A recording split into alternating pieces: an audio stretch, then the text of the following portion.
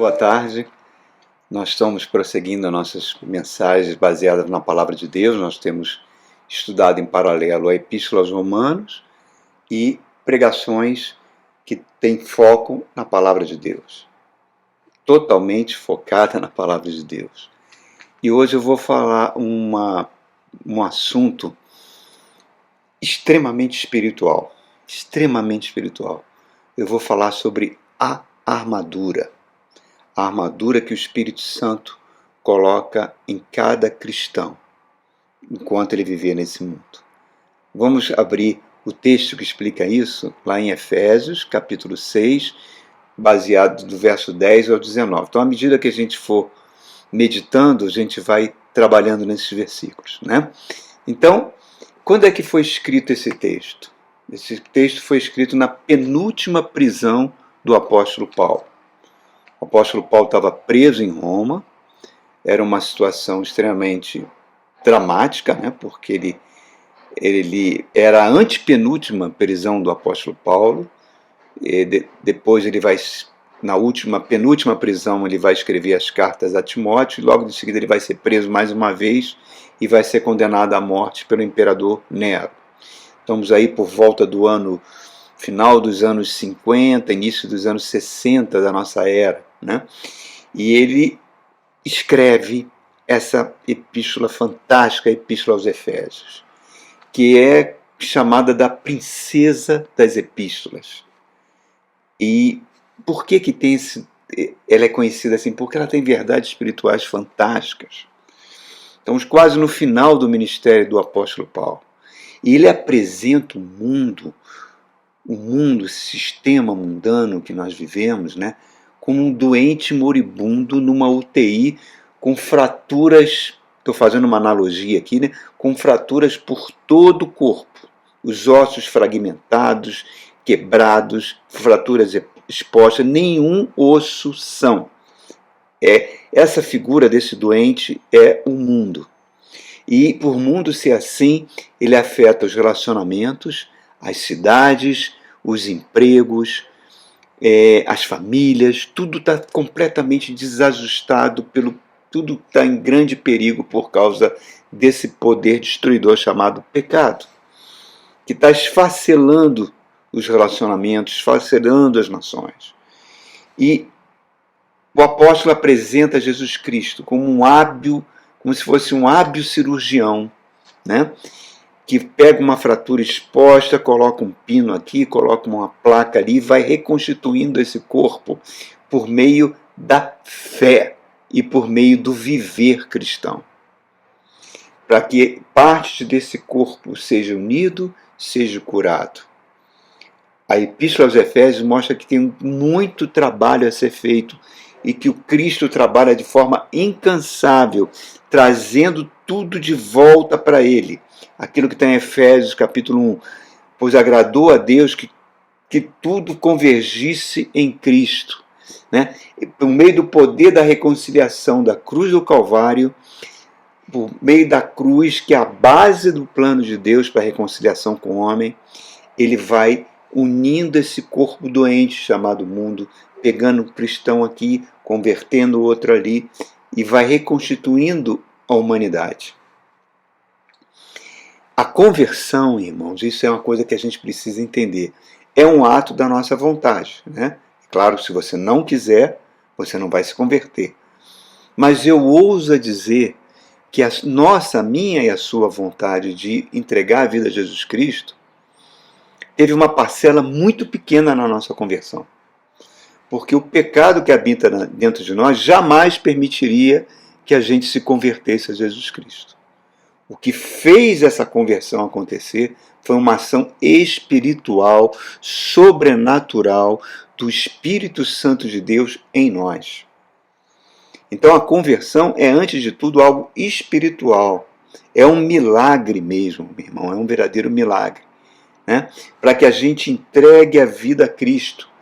Não é uma ação mental puramente baseada na vontade humana, não é. Então, baseado nesse pano de fundo que eu falei aqui, vamos ver os versículos. Vamos ver o verso 10. Ele fala assim: finalmente, fortaleçam-se no Senhor e no seu forte poder.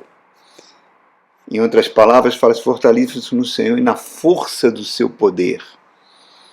Por que a gente precisa ser fortalecido no Senhor e na força do seu poder? Por quê? O próprio Cristo falou: sem mim nada podereis fazer. Nada podereis. Como não posso fazer nada?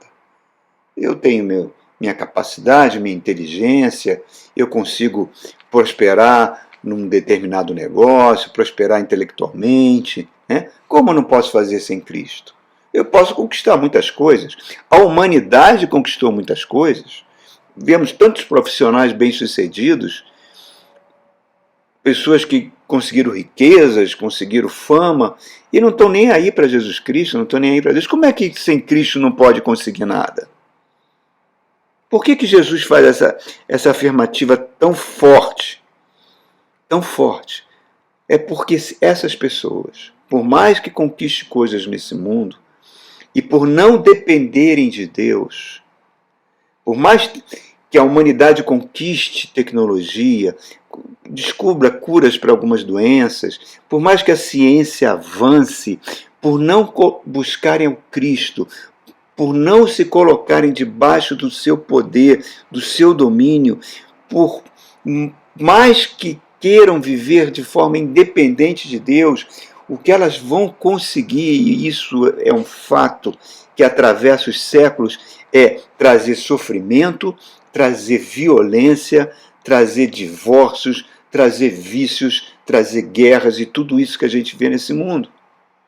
Por que isso acontece? Efésios está mostrando para a gente que existe um poder maligno que domina esse mundo, que domina as mentes humanas. Então a Bíblia fala que apesar de todos esses avanços tecnológicos e até humanitários, o mundo caminha para um caos. É um paciente dentro de uma UTI com uma doença terminal. Por quê? Porque o mundo é inimigo de Deus. Então, seja fortalecido no Senhor e na força do seu poder. Paulo está falando que nós precisamos desse poder, que vem por meio de Jesus Cristo. Ele mesmo falou: eu sou a videira e vocês são os ramos. Ele mesmo falou: eu sou o cabeça e vocês são o corpo. A cabeça comanda todo o corpo. A cabeça manda o poder e energia para que o corpo venha a funcionar. Nós precisamos ter a consciência da nossa fragilidade e como nós devemos depender de Deus. Aos olhos do mundo, isso é uma loucura. Por quê? Por causa do poder maligno que controla esse mundo. É um poder destruidor, que lança contra as pessoas que entregam a vida a Cristo, que se lança contra essas pessoas, contra mim, contra você. Por isso que a Bíblia fala que aqueles que são abraçados por Deus, que são protegidos por Deus, ela usa imagens fantásticas. É como uma árvore que desce com as raízes até os ribeiros, vindo o calor, a sua folha permanece verde, vindo o ano da sequidão, não para de dar frutos.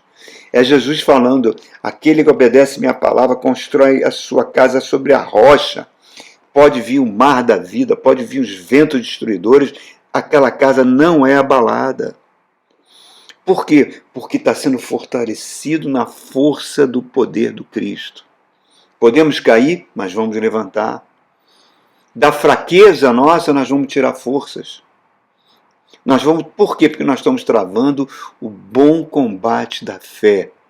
E o que produz a fé? A palavra de Deus, isso que nós estamos fazendo aqui. A palavra de Deus faz que a gente viva pela fé. A fé é algo sobrenatural. A fé gera temor de Deus no nosso coração.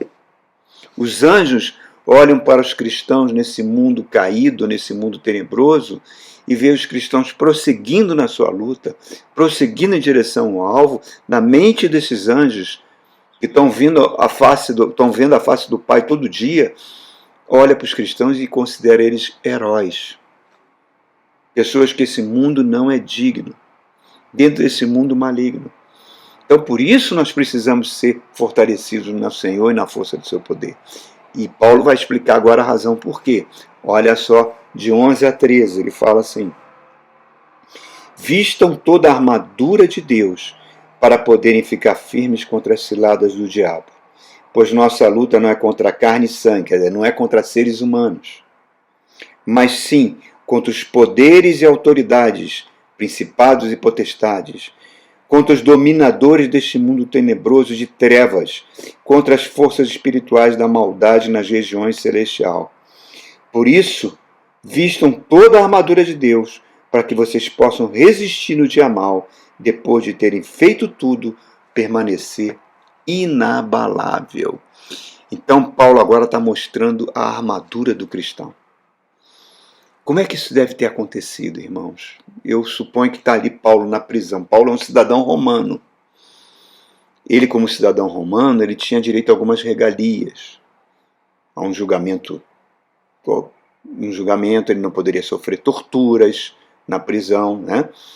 Então, ele tinha uma guarda que ficava vigiando 24 horas, constantemente trocando os sentinelas na frente da prisão que Paulo estava. E Paulo devia estar olhando aquele soldado romano com a sua armadura.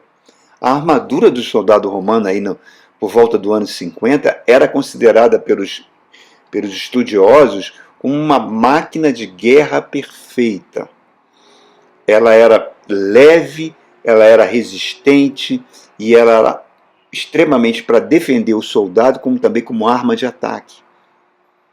E Paulo está olhando a armadura daquele soldado, aquele sentinela que está guardando a prisão, e o Espírito Santo está trabalhando na mente do apóstolo, fazendo uma comparação daquela armadura com a armadura espiritual que o Espírito Santo veste o cristão.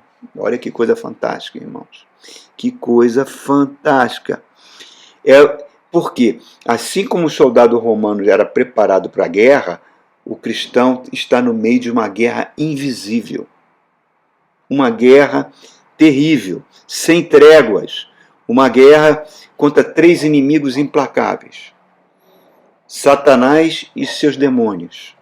Que a Bíblia está chamando de dominadores desse mundo tenebroso. Que criou um império, que a Bíblia chama de império das trevas, que domina esse mundo. O outro inimigo é a cultura desse mundo, que é controlada por esses seres espirituais, que é totalmente inimiga de Deus. E o terceiro inimigo é a nossa própria natureza, que resiste ao Espírito Santo, que ama pecar, que milita contra o Espírito.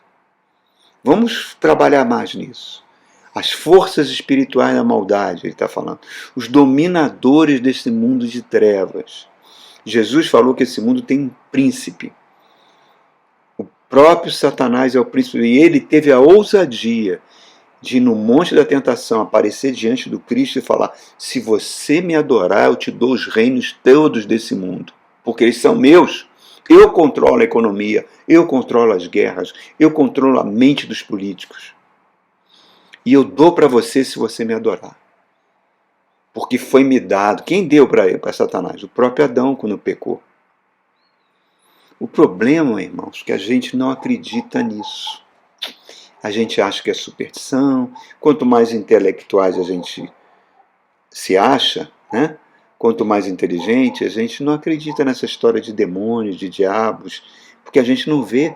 Acha que é uma história da carochinha. Acha que é superstição. A psiquiatria mostra que muitas manifestações que as pessoas consideravam demoníacas agora são manifestações psíquicas. E por isso eles levam muita vantagem, porque eles são invisíveis. Você, com os nossos sentidos físicos, a gente não consegue detectá-los. Mas eles atuam na mente humana. Eles são organizados como um verdadeiro exército. Por isso que a Bíblia chama é um império das trevas, que domina o mundo, domina nações, domina os estados, domina as cidades, domina famílias, domina indivíduos. E Paulo está falando, nós precisamos dessa armadura para enfrentá-los. Senão nós seríamos destruídos por eles. Porque o poder deles é muito maior do que o poder humano. Satanás era Lúcifer, o sinete da perfeição. O querubim ungido, irmãos. esse ser poderoso que ousou sentar no trono de Deus, tentou fazer isso e sofreu uma transformação e se transformou no próprio Satanás e arrastou consigo 1/3 dos anjos celestes. Talvez sejam bilhões e bilhões de seres espirituais que estão atuando nesse mundo. E eles, por serem invisíveis, eles atuam na mente. E então, muitas vezes, as pessoas fazem coisas achando que está vindo de dentro da mente delas, mas está vindo de fora, atuando na mente. Então, por isso, Paulo está trazendo essa questão da armadura. E outra coisa, eles se alimentam da nossa carnalidade, da nossa capacidade de pecar. Lá em Gênesis 3, quando a maldição da queda vem sobre o homem, Deus fala para Adão, você é pó e pó voltará, quer dizer, você vai morrer, né? E depois ele olha para a serpente e fala, você se arrastará sobre o seu ventre e se alimentará do pó. Quer dizer, esses espíritos malignos precisam dos seres humanos. Incorporam nos seres humanos, em alguns lugares chamam até de cavalos, né? Para que possam se alimentar da carnalidade humana. É algo que realmente terrível. Eles são territoriais. O livro de Daniel explica isso muito direitinho. E eles implantaram um chip, fizeram um download de um poder dentro da mente humana chamado pecado, que é para levar o homem a viver de forma independente de Deus. E aí eles podem controlar os seres humanos como eles querem. Por isso, e ele usa muito bem a nossa natureza. Então é que a gente tem muita dificuldade de discernir se aquilo está vindo de nós mesmos ou está vindo de fora. Ou se é uma ação demoníaca. A gente vê muito isso em várias passagens. Tem a passagem de Pedro, quando Cristo pergunta para os apóstolos, quem vocês dizem que eu sou? E Pedro fala, tu és o Filho do Deus Altíssimo. Jesus fala para Pedro, Pedro, não foi carne e sangue que revelou isso. Foi meu Pai que veio do céu. E Jesus logo em seguida começa a falar que tinha que ir para Jerusalém, que teria que ser morto numa cruz. Pedro pega Jesus pelo braço, leva ele à parte e começa a repreendê-lo. Que é isso, Jesus? Que negócio é esse de cruz? E Jesus, discernindo que o Espírito que estava falando através da boca de Pedro não era o próprio Pedro, era o próprio Satanás. Olha como rapidamente ele recebeu aquela revelação fantástica de Deus e em seguida permitiu que o próprio demônio usasse a sua mente, como isso acontece todos os dias com os seres humanos. E Jesus fala, sai Satanás. Então, e isso é uma coisa tão fantástica que só tem um poder na face da terra que pode confrontar esses espíritos. Jesus falou, os portais do inferno não prevalecem contra a minha igreja. O único poder que pode confrontar Satanás e seus demônios é a igreja do Senhor Jesus Cristo. Não, quando eu falo igreja, eu não estou falando denominações. Estou falando lugar, como diz Lutero, aonde está a igreja do Senhor Jesus? É onde a palavra de Deus é pregada. A palavra verdadeira, a palavra escriturística, a palavra ortodoxa que é baseada na palavra de Deus. Ali é a igreja. Ali os demônios não têm que atuar, porque a palavra é a própria pessoa do Cristo. A palavra é a verdade que nos liberta. Conhecereis a verdade e sereis salvos. Por isso que o objetivo desses demônios, desses espíritos malignos, é neutralizar a pregação da palavra. Que coisa, né, irmãos? É impressionante isso. Neutralizar a pregação da palavra. E como ele faz isso, irmãos? Com um falso evangelho, que vem sendo pregado ao longo desses séculos, né? Um evangelho que tira o foco do céu, como está Colossenses capítulo 2, fixar os seus olhos lá em cima, onde Cristo vive, e faz a pessoa fixar os olhos aqui e agora, nesse mundo que a gente está vivendo. Esse é o objetivo do diabo. Fixe aqui porque Cristo vai te dar prosperidade, Cristo vai te dar cura, Cristo vai trazer um governo cristão para o mundo, aí mistura com política, mistura com marchas para Jesus, com bancadas evangélicas, com essas coisas totalmente antibíblicas que nós estamos vendo por aí. né? E não forma o verdadeiro caráter do cristão. Não forma, não forma. Esse falso evangelho tem esse poder. Não produz santidade. E trabalha muito com várias coisas, com emoções. Eu tive chances de participar no passado em alguns encontros de casais, que a gente, numa denominação lá no Rio de Janeiro, a gente fechava um hotel, os casais iam, tinha todo um trabalho emocional de músicas, de fotografias, de imagens dos filhos e tal, e os casais se derramavam em lágrimas, alguns estavam à beira do divórcio, se reconciliavam, tudo parecia muito legal. Aí chegava segunda-feira. Segunda-feira é o dia da nossa carnalidade, né? Dia dos nossos problemas.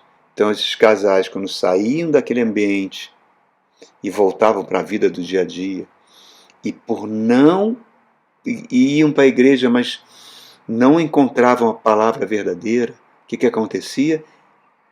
O casamento deles ia voltando para a situação de perigo que se encontrava, e muitos se separavam, muitos tinham filhos desajustados. Por quê? Porque trabalhou na emoção.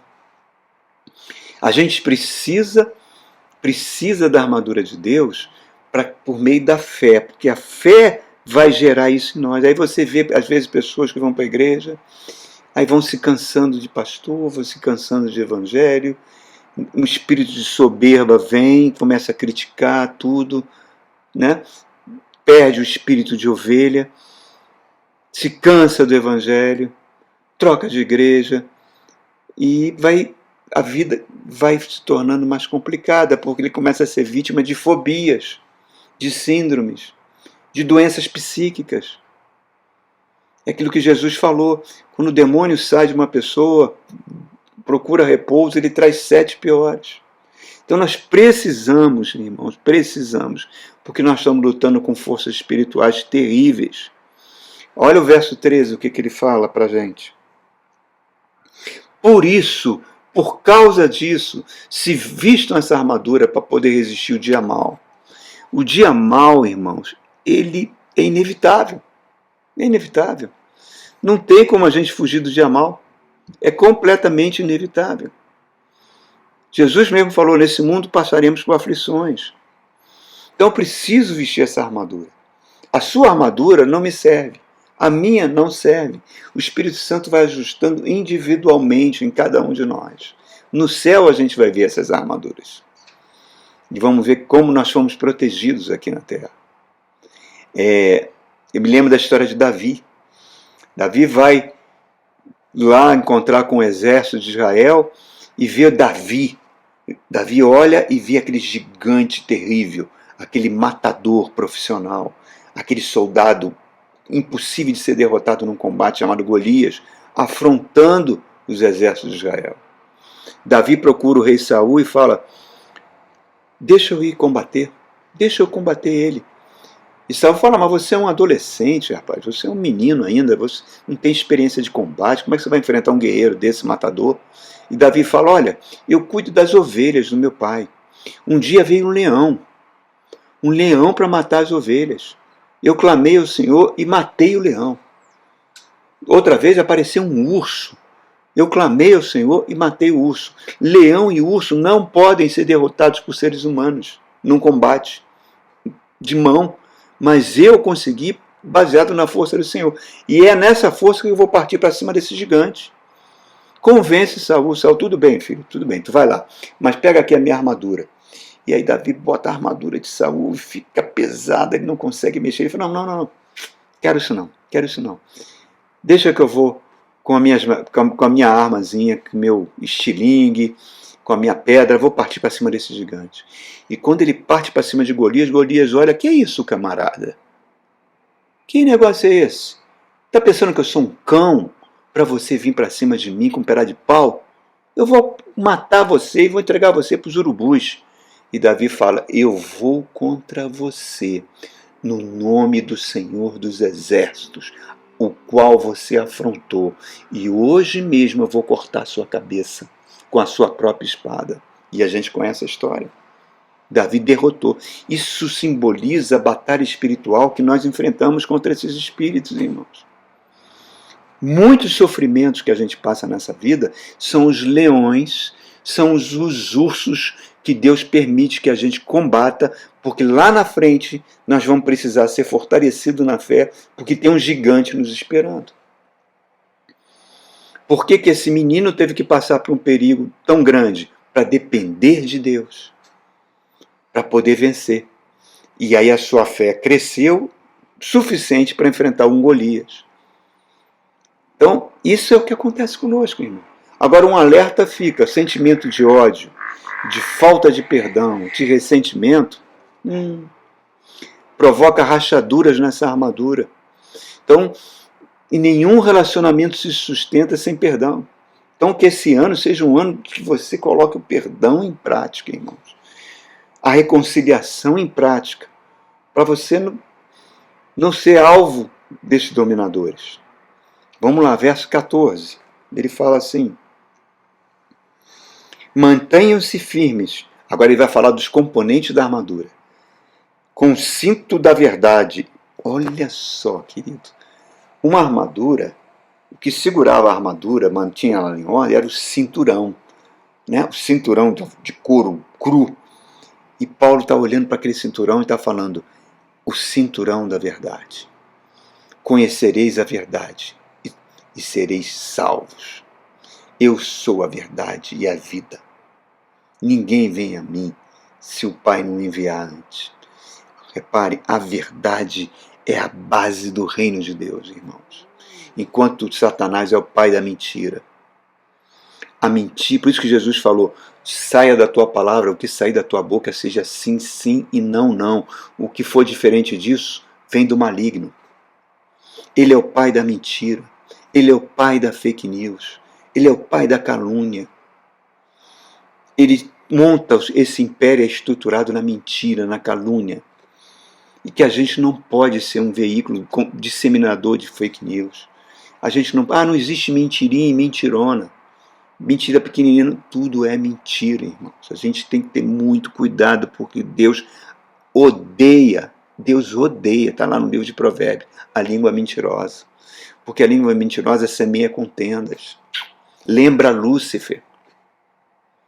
Então, 1 Coríntios capítulo 6 diz que os mentirosos não entrarão no reino de Deus. Então fale a verdade sempre. Eu me lembrei de uma história, muitos anos que eu ouvi, de um oficial da Marinha, né, que foi servir como ajudante de ordem do comandante de operações navais, um almirante 4 estrelas.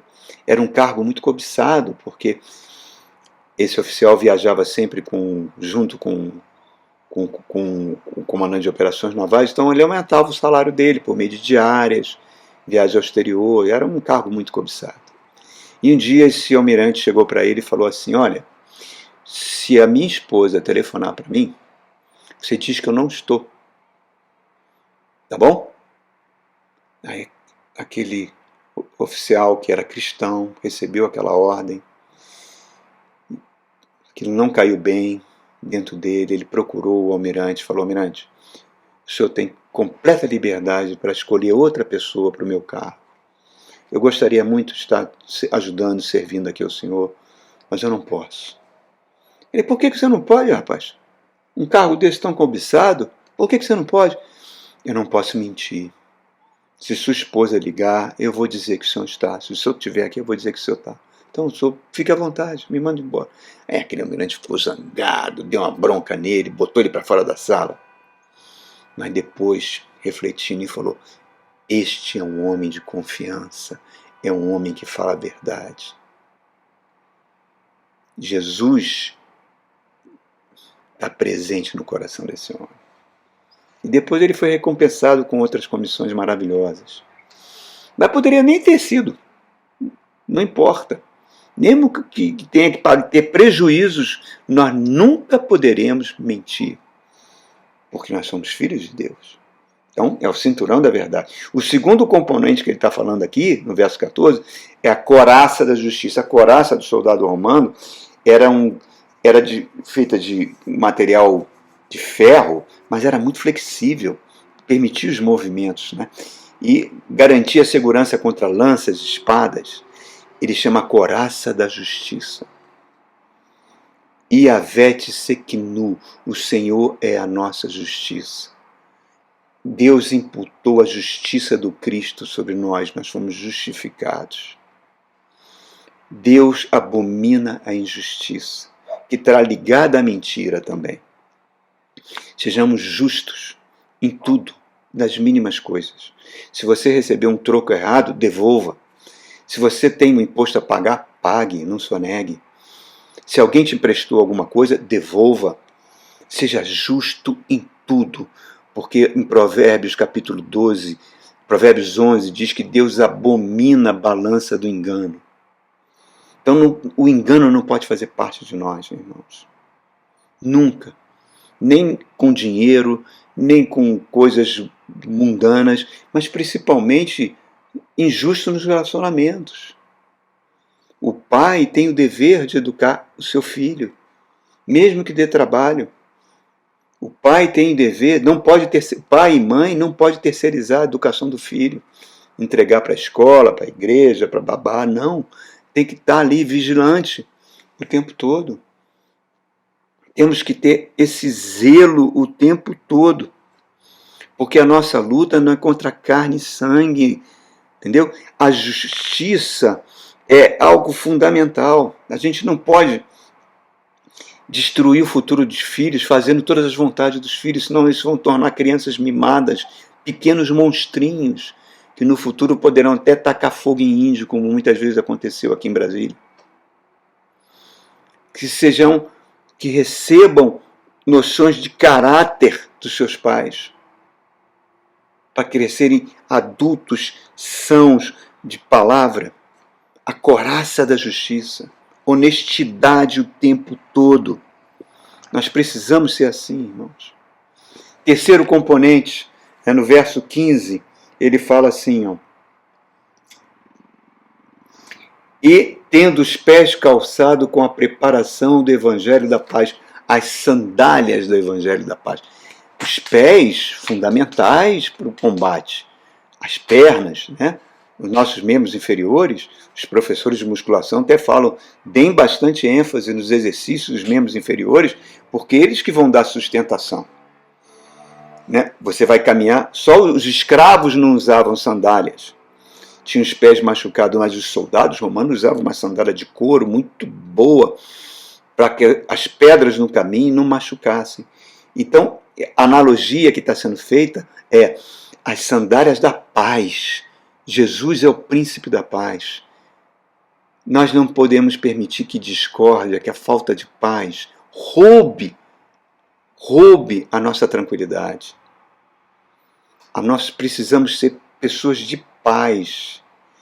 Nós vivemos nesses últimos anos aí igrejas belicosas, igrejas propagando violência. Né? Isso é uma coisa totalmente diabólica. Que a gente possa ser pessoas de paz, não vingar a si mesmo, entregar tudo nas mãos de Deus, porque nossa luta não é contra carne e sangue, não é contra seres humanos, é contra esses espíritos malignos.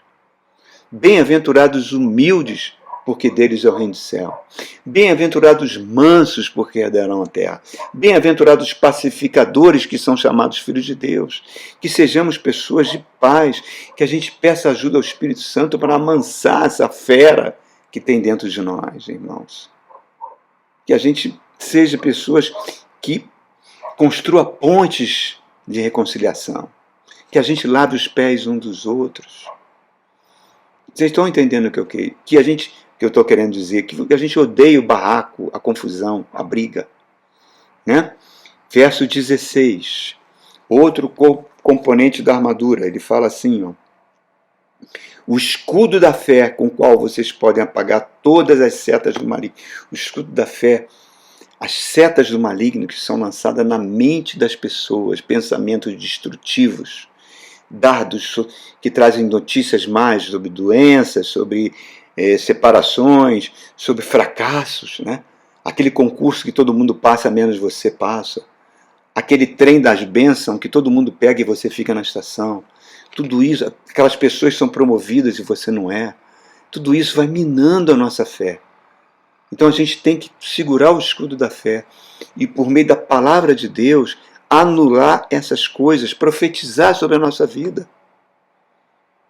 O escudo da fé faz você ver no mundo do espírito aquilo que não existe. Marcos capítulo 11, Jesus dá uma lição sobre a figueira que secou, que ele amaldiçoou e secou. Ele fala, se vocês, tudo que vocês falarem e acreditarem, será feito. Até um monte de deslocar para um lugar para o outro. Tudo que vocês pedirem ao Pai, olha como tudo está ligado ao falar. Vocês creiam que vão receber e vocês vão receber, desde que vocês não tenham nada contra o seu irmão. Desde que vocês perdoem os seus irmãos. Porque se vocês não perdoarem, o Pai Celestial também não perdoará. Então repare, o tempo todo a fé está toda ligada à palavra. Eu creio. Declarações de poder. É a mulher do fluxo de sangue. Se eu tocar nas vestes de Jesus, serei curada. Aquela multidão, todo mundo apertando Jesus, de repente ela vem, toca nas vestes. E Jesus, quem me tocou? Pedro fala, mas Senhor, está todo mundo apertando, segurando o Senhor. Alguém me tocou, porque de mim saiu poder. A fé faz puxar do mundo invisível, espiritual, para a nossa vida real. E aí ele entra no outro componente da armadura de Deus, que o verso 7, que é o capacete da salvação. O capacete é para proteger o quê? A cabeça, a mente, contra imagens que são bombardeadas diariamente, vindo de mídias, de imagens que fazem você gastar muito mais do que você ganha, imagens que fazem você ter curiosidade para o mal. E isso gera perturbação no teu espírito. Você não dorme bem. Imagens que produzem medo, produzem fobia. Que fazem a sua sexualidade ser deformada. Então a gente precisa proteger a nossa mente dessas imagens, que é o produto básico do império das trevas. Porque elas vão afetar o nosso equilíbrio emocional, vão provocar síndromes. Então eu tomo uma decisão, eu não quero ver isso, porque eu preciso ser protegido. A curiosidade mata o gato, meu irmão. Isso é uma verdade. E traz opressão espiritual, afeta o seu sono, afeta o seu equilíbrio, afeta o seu lar. Verso 17, o último componente da armadura. Ele fala assim, use o capacete e a espada do Espírito, que é a palavra de Deus. Reparem que tudo até... cinto da verdade, sandália da paz, couraça da justiça, capacete da salvação, tudo é arma de defesa. Agora, a espada do Espírito, é a palavra de Deus, é uma arma de ataque. Ela faz separação entre a alma e espírito. Ela torna o invisível visível. É Ezequiel diante do vale de ossos secos e Deus falando com o profeta. O que você está vendo, Ezequiel? Eu vejo um vale de ossos secos, Senhor. O que vai acontecer com esses ossos? Não sei, Senhor, tu sabes. Profetiza sobre esses ossos secos, profeta. E Ezequiel fala, ossos secos, ouçam a palavra do Senhor, Espírito de Deus, venha sobre eles. E os ossos foram se juntando, um barulho altíssimo, cartilagens, tudo, e formou um exército, carne revestindo os ossos. E aí, o que você... eles estão em pé, mas ainda não têm vida, são como zumbis. Profetiza, e Ezequiel, Espírito do Senhor, venha sobre eles se tornar um exército numeroso. É a palavra. A palavra muda o cenário atual. A palavra profetize sobre sua família, profetize sobre seus filhos, irmãos, porque hoje em dia é muito difícil ser uma pré-adolescente ou um adolescente. A quantidade de tentações, a quantidade de coisas malignas e diabólicas que eles têm acesso diariamente pela internet, com os colegas, drogas que não param de serem inventadas. Então, profetize se teu filho está indo para um caminho errado, fala, Satanás, solta a vida do meu filho, ele pertence a mim, ele é um presente de Deus para mim. Faça a coisa do invisível acontecer, irmãos, porque é a arma de ataque. Faça os ossos da sua vida que estão secos reviverem. Eu estou fazendo uma analogia. Tire seus filhos dos maus caminhos. Não permita que um divórcio se instale no seu lar. Diga que o casamento é sagrado. Profetize. Se o ambiente do trabalho teu é ruim, entre no banheiro, feche a porta e fale para os espíritos que estão ali.